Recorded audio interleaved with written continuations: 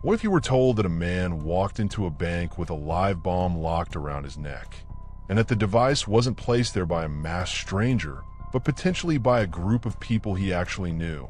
What if the entire audacious bank robbery was never really about the stolen cash at all, but was instead the twisted funding mechanism for a completely separate murder-for-hire plot, a family inheritance, and a terrifying, live-action scavenger hunt through the streets of a Pennsylvania city that was rigged to fail from the very beginning?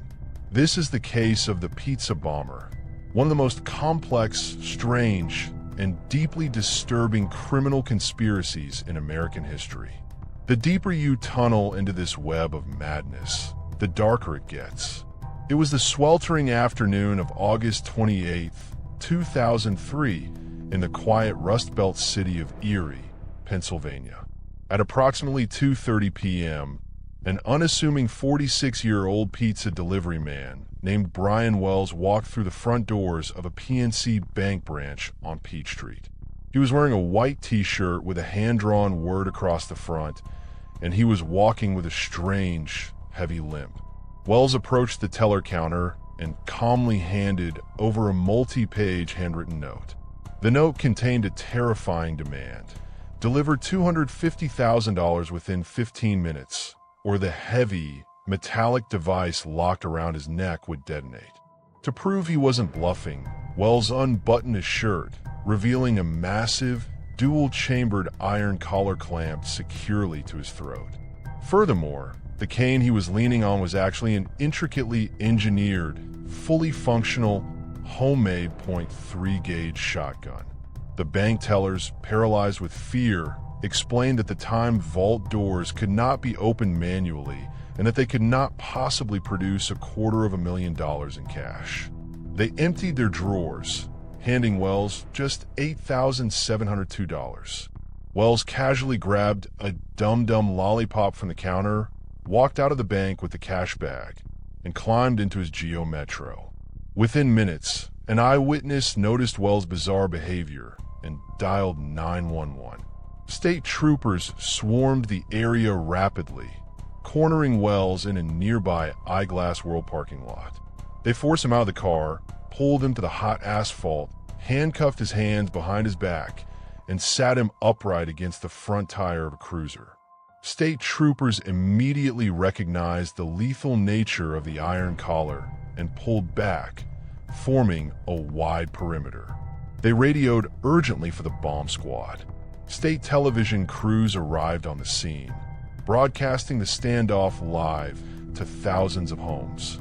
As the minutes ticked away, Wells sat on the pavement, shouting to the officers that the bomb was on a timer, pleading for them to find the keys to unlock it, and stating that 3 black men had forced the bomb onto him. The bomb squad didn't make it in time.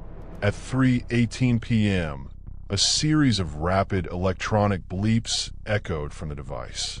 A fraction of a second later, the bomb detonated, tearing open Brian Wells' chest.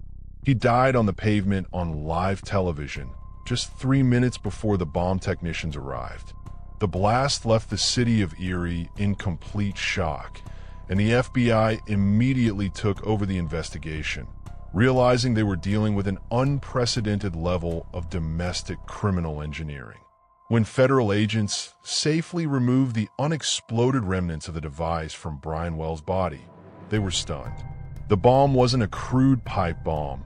It was a highly sophisticated piece of master craftsmanship. It featured 2 built-in pipe bombs, a digital kitchen timer, a mechanical wind-up timer, and an intricate trapdoor locking mechanism that would trigger a secondary detonation if anyone attempted to pry or cut the collar off. But the most disturbing discovery was found sitting on the passenger seat of Wells' delivery car. It was a 9-page packet of meticulously handwritten instructions addressed to the bomb hostage.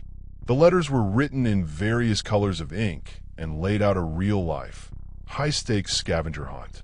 According to the notes, Wells was supposed to complete a sequence of strictly timed tasks across Erie. First, rob the bank.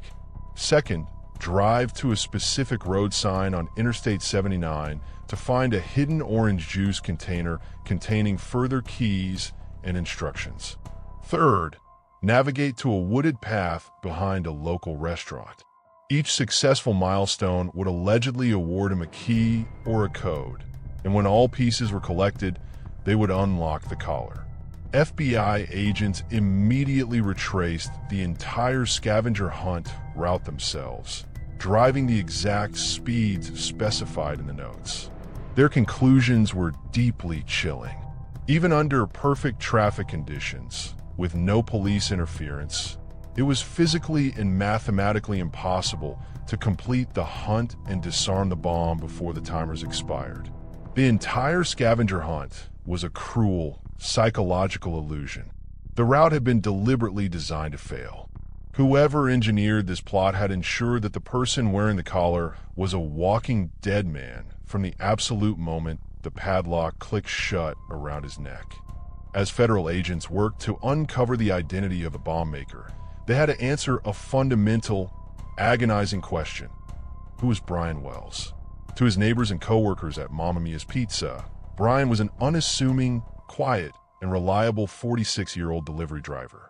He loved his cats, kept to himself, and had absolutely no significant criminal history or ties to extremist groups. He seemed like the definition of an innocent, random pawn. But as the FBI mapped out the exact timeline of that fateful afternoon, the narrative began to splinter. The final delivery order of Wells' life came in at 1:30 p.m. A mysterious voice requested 2 large pizzas to be delivered to a remote, dirt road location on the outskirts of Erie, the site of a towering, isolated television transmission tower. What occurred during those 45 minutes at the base of that rusted transmission tower remains one of the most heavily debated mysteries of the case. Federal prosecutors would later argue that Wells wasn't entirely a random victim. They presented evidence suggesting that Wells was an initial, low-level co-conspirator in a fake robbery scheme who believed the collar bomb would be a harmless prop to fool the police. However, when he arrived at the tower, he discovered his co-conspirators had double-crossed him, constructing a completely real, live explosive device and forcing it onto his neck at gunpoint as he screamed and fought back. To this day, Brian Wells' family fiercely maintains his absolute innocence, arguing that he was a completely unwitting victim, a man kidnapped on the job and executed by a group of ruthless psychopaths. The breakthrough in the case came from a completely unexpected direction just 3 weeks after the bank robbery. A local man named Bill Rothstein called 911 in a state of high panic. Rothstein lived in a home directly adjacent to the remote television transmission tower where Brian Wells had been collared. When police raided Rothstein's property, they discovered a horrifying secret: a frozen human corpse hidden inside a chest freezer in his garage. The frozen body belonged to a man named James Roden, but Rothstein quickly claimed he wasn't the killer. He told police he had been forced to help hide the body by his brilliant, manipulative, and deeply unhinged former girlfriend, a woman named Marjorie Diehl Armstrong. Marjorie Diehl Armstrong was notorious within Erie law enforcement circles. She was highly intelligent, held a master's degree, but was a diagnosed psychopath who left a trail of dead lovers in her wake. The FBI quickly connected the dots. Marjorie had murdered her live-in boyfriend, James Roden, because he threatened to go to the police and expose her involvement in the collar bomb bank robbery. Marjorie was arrested for Roden's murder, and while sitting in a state prison cell, she began demanding meetings with the FBI. She wanted to trade information about the collar bomb plot in exchange for a transfer to a lower security federal facility. What emerged from those long, erratic interrogation sessions was a motive so deeply twisted it shocked veteran investigators. According to federal indictments, the entire multi-layered collar bomb plot was never about a random act of terror. It was a highly organized corporate-style operation designed to fund a completely separate crime. Marjorie's elderly father was sitting on a massive million-dollar family inheritance. Marjorie was terrified he would spend it all before he died. She wanted him dead, and she needed $250,000 cash to pay a professional hitman to execute her father. The bank robbery, the collar bomb, the scavenger hunt. All of it was engineered simply to raise the bounty money for a domestic execution. As the FBI unraveled Marjorie's story, they realized she had assembled a complex circle of desperate, local misfits to carry out the physical mechanics of the plot. Bill Rothstein, the man with the freezer, was a highly skilled handyman and master mechanic. It was Rothstein who utilized his garage workshop to weld the heavy iron collar together and manufacture the cane shotgun using spare parts. Rothstein, however, managed to evade federal prosecution by dying of aggressive cancer in 2004 before formal charges could be levied against him. The investigators then turned their attention to another co-conspirator, a local drug dealer and electronics repairman named Kenneth Barnes. Barnes was a close friend of Marjorie who had agreed to act as the hitman to kill her father once the bank cash was secured. Barnes was captured and faced with a life sentence. He chose to cooperate fully with the government. He testified about the secret meetings held at Rothstein's home, detailing how Marjorie meticulously typed out the 9 pages of scavenger hunt notes to confuse the police and ensure that the delivery driver would be eliminated, leaving no living witnesses to tie the crime back to her. In July 2007, a federal grand jury officially indicted Marjorie Diehl Armstrong as the psychological mastermind behind the armed bank robbery, conspiracy, and the use of a destructive device during a violent crime. Her federal trial was a masterclass in psychological warfare, with Marjorie launching into explosive, profanity-laced tirades on the stand. The jury found her guilty on all counts. The federal judge sentenced her to life, plus an additional 30 years in a maximum security prison. Marjorie spent the rest of her days behind bars, maintaining various conflicting versions of the story until she finally died of cancer in custody in 2017. The annals of American true crime history are filled with desperate bank robberies, bank heists, and intricate conspiracies. But the Erie collar bomb case occupies a terrifying category entirely of its own. It represents a level of malice that borders on the theatrical.